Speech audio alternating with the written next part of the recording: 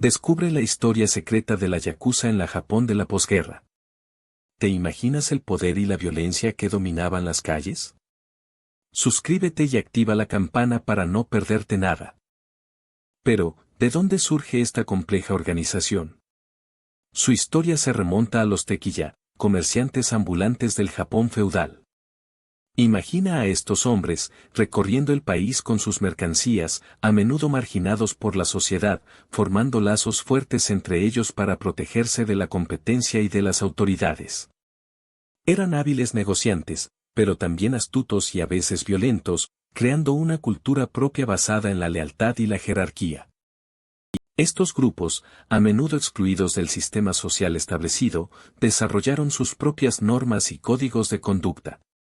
La lealtad al grupo era primordial, y la violencia se usaba a menudo para resolver disputas o asegurar el control de territorios. Con el tiempo, estas redes de comerciantes ambulantes fueron evolucionando, incorporando a otros grupos marginales y fortaleciendo sus estructuras internas. Así, de la mezcla de comerciantes ambulantes, grupos marginados y otras organizaciones criminales, fue emergiendo lo que conocemos como la yakuza.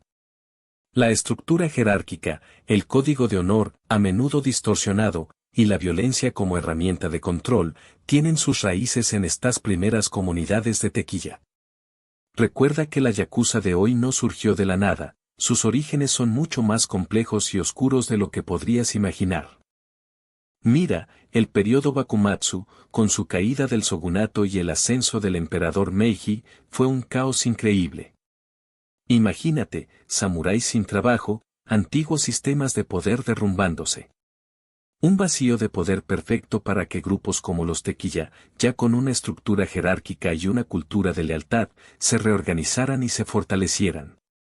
Empezaron a controlar negocios ilegales, expandiendo su influencia y su poder.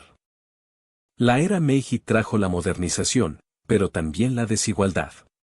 Mientras Japón se industrializaba rápidamente, muchos quedaron atrás. La yakuza, con su capacidad para operar en la oscuridad y su control sobre recursos y personas, llenó ese vacío.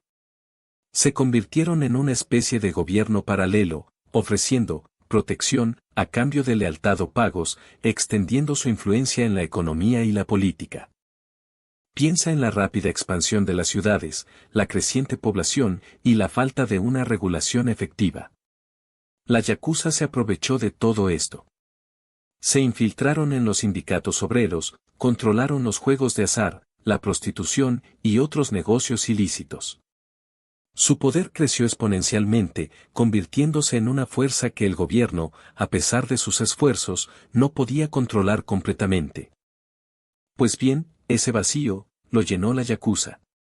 Durante la Segunda Guerra Mundial, algunos grupos se aliaron con el ejército imperial, participando en actividades de contrabando y espionaje. Otros, sin embargo, se mantuvieron al margen, esperando el momento oportuno para reorganizarse y aprovechar las oportunidades que la posguerra traería. Piensa en el caos, la escasez, la reconstrucción, un terreno fértil para la ambición. La derrota de Japón trajo consigo una profunda desestructuración social. El ejército se disolvió, y muchos soldados, acostumbrados a la violencia y la disciplina, encontraron en la yakuza un nuevo hogar. Las redes de contrabando, que habían prosperado durante la guerra, se expandieron, consolidando el poder de las diferentes familias. Imagina la vorágine de la reconstrucción, llena de oportunidades ilícitas. Con la ocupación estadounidense, la yakuza tuvo que adaptarse. La represión policial fue intensa, pero la organización se mostró resiliente. Se reinventaron, diversificando sus actividades ilegales, desde el juego y la prostitución hasta el tráfico de drogas y la extorsión. La reconstrucción de Japón fue, para ellos, una oportunidad de oro, un campo de batalla para consolidar su poder en la nueva era. Pero, ¿cómo lograron esto? La posguerra dejó a Japón devastado, pero también creó oportunidades. El vacío de poder, la escasez de recursos y la ineficacia de la policía permitieron a la yakuza expandirse exponencialmente. Imagina, un país reconstruyéndose, necesitando materiales, dinero, y la yakuza estaba ahí, ofreciendo sus servicios, a un precio, claro. Su diversificación fue clave. Ya no solo se dedicaban al extorsionamiento. El contrabando de bienes, desde cigarrillos hasta armas, se convirtió en un pilar de sus operaciones. El juego clandestino floreció, atrayendo a una población necesitada de escape y distracción. Piensa en las ganancias que eso generaba, alimentando su crecimiento. La construcción, sorprendentemente, también se convirtió en un campo fértil para la yakuza. A través de la intimidación y la corrupción, se aseguraban contratos lucrativos, utilizando mano de obra barata y a menudo no declarada. Mientras Japón se reconstruía, ellos se enriquecían, extendiendo su influencia en todos los niveles de la sociedad. Así que, ¿qué pasó después de su auge? La reconstrucción de Japón trajo consigo una mayor vigilancia gubernamental. La policía empezó a tomar medidas más enérgicas, investigando a fondo las actividades de la yakuza. Pero, la cosa no fue tan sencilla. Recuerda que la yakuza no era un bloque monolítico, existían varias familias, a menudo en conflicto entre sí por territorio, influencia y recursos. Estas guerras internas, sangrientas y despiadadas, debilitaron considerablemente su poder. Estas luchas internas permitieron al gobierno infiltrarse y debilitar a las organizaciones desde dentro. Las delaciones, las traiciones y las purgas internas se volvieron comunes.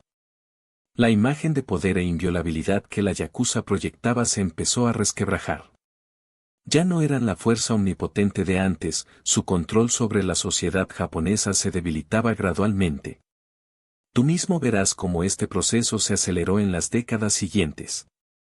El gobierno japonés, consciente de la amenaza que representaba la yakuza para la estabilidad del país, implementó leyes cada vez más severas. Se crearon unidades especiales de policía, equipadas con tecnología avanzada y con una mejor formación para infiltrarse y desarticular las redes criminales. La presión sobre la yakuza aumentó, persiguiéndolos por sus negocios ilegales, sus conexiones políticas corruptas y sus métodos violentos. La era dorada de la yakuza estaba llegando a su fin. Pero, ¿cómo es la yakuza hoy?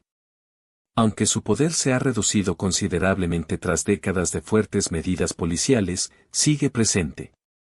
Ya no controlan extensos territorios como antes, pero sus actividades ilegales, como el juego, la extorsión y el tráfico de drogas, persisten en la sombra.